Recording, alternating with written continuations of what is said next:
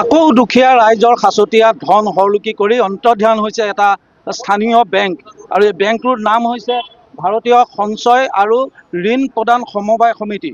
এই নামত এটা বেংক আজি 11 বছৰে বোকাখাতত চলি আছিল আৰু এই বেংকটো এতিয়া কোঅপাৰেটিভ ছ'চাইটি যি বিভাগ আছে সেই সমবায় বিভাগে ইতিমধ্যে সেই বেংকটো তেওঁলোকৰ কাগজ পত্ৰ পৰীক্ষা কৰাৰ বাবে ইতিমধ্যে বেংকটো চিল কৰি দিছে। কিন্তু ৰাইজৰ যিখিনি সাঁচতীয়া ধন আছিল এই ধন ৰাইজক ঘূৰাই দিব পৰা নাই বেংকটোৱে। ধন আচলতে যিখিনি গ্ৰাহক আছিল প্ৰায় 50,000 গ্ৰাহকৰ 11 বছৰত প্ৰায় 150 কোটি টকাৰ এটা বিত্তীয় খেলি মেলি হৈছে আৰু অন্তৰ্ধান হৈছে ইয়াৰ কৰ্তৃপক্ষ, ইয়াৰ মেনেজাৰ আৰু বেংক পৰিচালকৰ পৰা আৰম্ভ কৰি এই যিখন সমবায় সমিতি চলোৱা যিখন কমিটি আছিলে এই কমিটিখনৰ বিষয়ববীয়া এতিয়া অন্তৰ্ধান। আপোনাৰ পইচা আছিলে? মোৰ 15,000 ডেইলি মই বেটেৰী গাড়ী চলাই 50 টকাকৈ থৈছিলোঁ। এনেকুৱা হ'ব বুলি মই গম পোৱা নাছিলোঁ।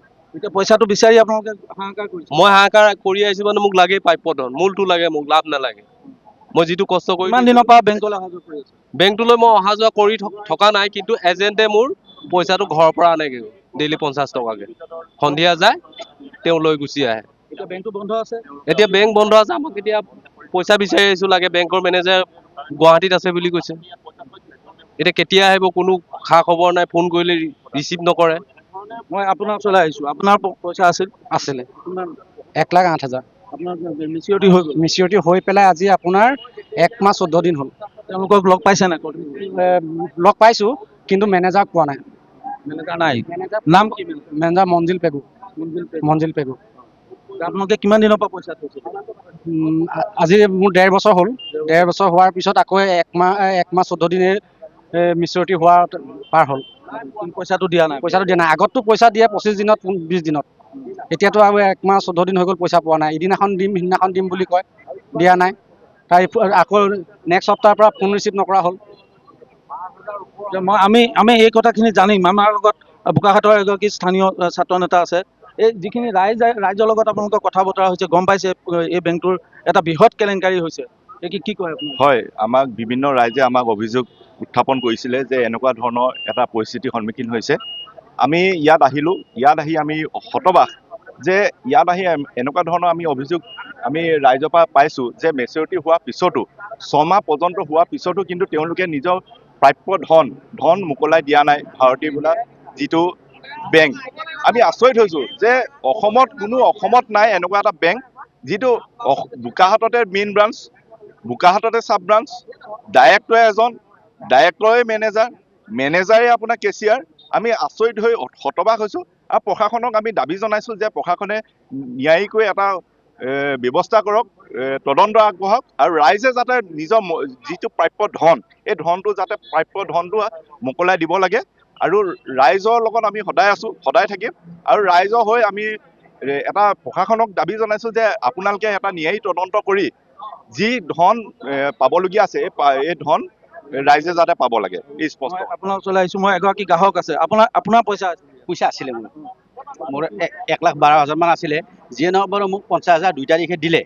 আকৌ যোৱা শনিবাৰে দিম বুলি কৈছে। যোৱা শনিবাৰো বন্ধ আছিল, তাৰ আগৰ শনিবাৰো দিম বুলি কৈছিলে, কিন্তু নিদিয়াৰ কাৰণে তাৰমানে আজি আহিছিলোঁ। আজি দিব বুলি ভাবিছিলোঁ, আজিতো চব তলাই লগ হৈ থাকিলে। এতিয়া আমিও এইবিলাক ধৰি লওক, মই বুলি নহয়, যিকোনো সাধাৰণ শ্ৰেণীৰ মানুহেই এই বেংকৰ লগত জড়িত কৰে।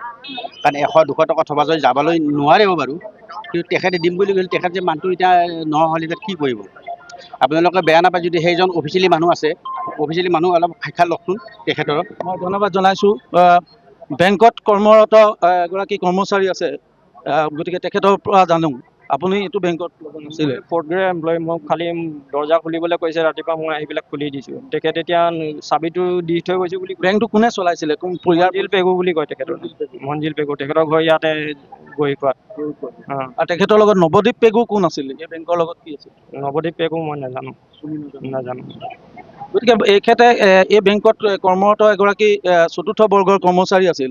গতিকে মই এতিয়া প্ৰথমতে দেখুৱাম কমৰ জৰিয়তে এই যিটো বেংক আছিল। এই বেংকটো ইতিমধ্যে এগৰাকীয়ে আমাক জনাইছে যে এইটো বেংকে মুখ্য কাৰ্যালয়, এইটো বেংকে উপ কাৰ্যালয়, আৰু ইয়াৰ ডাইৰেক্টৰো এজন, মেনেজাৰো এজন, কেচিয়াৰো এজনেই। গতিকে মঞ্জিল পেগু নামৰ যিগৰাকী লোকে এই বেংকটো চলাই আছিল, ইতিমধ্যে অসম চৰকাৰৰ পঞ্জীয়ক কোঅপাৰেটিভ ছ'চাইটি ডিপাৰ্টমেণ্টৰ যোৰহাটৰ কাৰ্যালয়ে এই বেংকটোৰ ইতিমধ্যে যোৱা 11 তাৰিখৰ ডেটত এইখন নটিচ ওলাইছিল আৰু আজি পুৱাৰ ভাগত এইখন নটিচ ইয়াত আঁৰি দিয়া হৈছে আৰু এই বেংকটো ইতিমধ্যে তেওঁলোকে এই বেংকটোৰ ইয়াৰ তদন্ত কৰাৰ কাৰণে ইয়াৰ বেংকটোৰ সম্পূৰ্ণ কাগজ পত্ৰ তেওঁলোকৰ হাতলৈ লৈ গৈছে। এই বেংকটোৰ নামটোক লৈ এটা বিভ্ৰান্তি আছে। বিভ্ৰান্তিটো এনেকুৱা ধৰণৰ, ইয়াত যিটো চাইনবোৰ্ডত যিটো নাম আছে আৰু আমাৰ হাতত থকা যিটো তথ্য, এই তথ্য মতে এই বেংকটোৰ নামটো সুকীয়া। মই প্ৰথমতে বেংকটোৰ নামটো মই দেখুৱাবলৈ চেষ্টা কৰিম। এই বেংকটোত লিখা আছে ভাৰতী নামটো দিয়া আছে, কিন্তু আমাৰ হাতত থকা তথ্য অনুসৰি এই বেংকটোৰ নাম ভাৰতী সঞ্চয় আৰু ঋণ প্ৰদান সমবায় সমিতি, কিন্তু ইয়াত নামটো অন্য ধৰণে আছে। গতিকে যিটো বেংকৰ নামেই আচলতে গণ্ডগোলীয়া, নামটোৱেই আচলতে বিভ্ৰান্তিকৰ। গতিকে এই বেংকত সৰ্বসাধাৰণ লোকৰ ধন ইয়াত জমা কৰা হৈছিল আৰু ইয়াৰ পৰাই সৰ্বসাধাৰণ লোকক ইয়াত দিয়া হৈছিল। ইয়াত প্ৰায় 2000তকৈ অধিক ইয়াৰ এজেণ্ট আছে আৰু আমি উল্লেখ কৰিছোঁ প্ৰায় 50,000তকৈ অধিক গ্ৰাহক, যাৰ প্ৰায় 150 কোটিমান টকা বিত্তীয় এটা ইয়াতে খেলি মেলি হৈছে আৰু ইয়াৰ এটা উচিত তদন্ত ৰাইজে দাবী কৰিছে।